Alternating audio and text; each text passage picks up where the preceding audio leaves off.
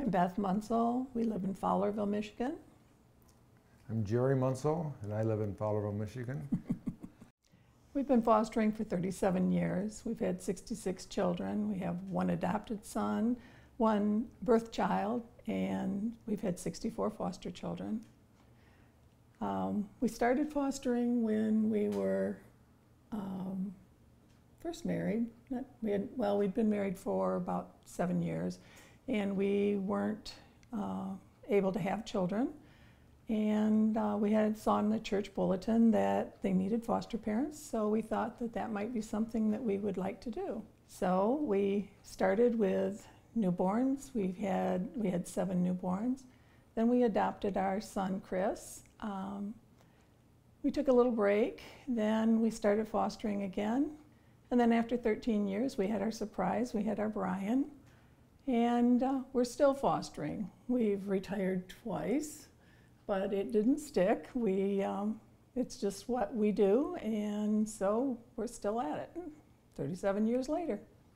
Well, as Beth said, we came back from church and there was a notice in the bulletin about foster children, and I knew that Beth wanted children very badly, and so I thought this would be a great opportunity for her to try raising a child, and maybe this would take some of the nervousness out of having children and possibly have her get pregnant while we were still in the military.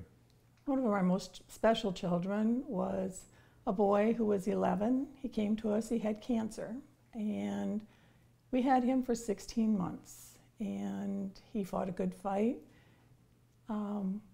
We had a wonderful relationship with him. We tried very hard to fight the cancer. Unfortunately, we lost him, but through that, we learned how to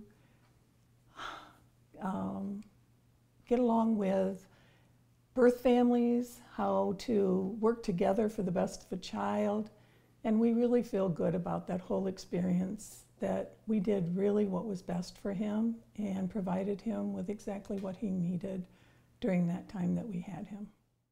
If I were to advise someone on fostering, I would advise them that they need to be able to accept the kids coming in the door with total love and accept that child in your family as a family member. You don't want to exclude them and make them feel like they're not part of the family. The other thing that you need to do is understand their background and where they're coming from.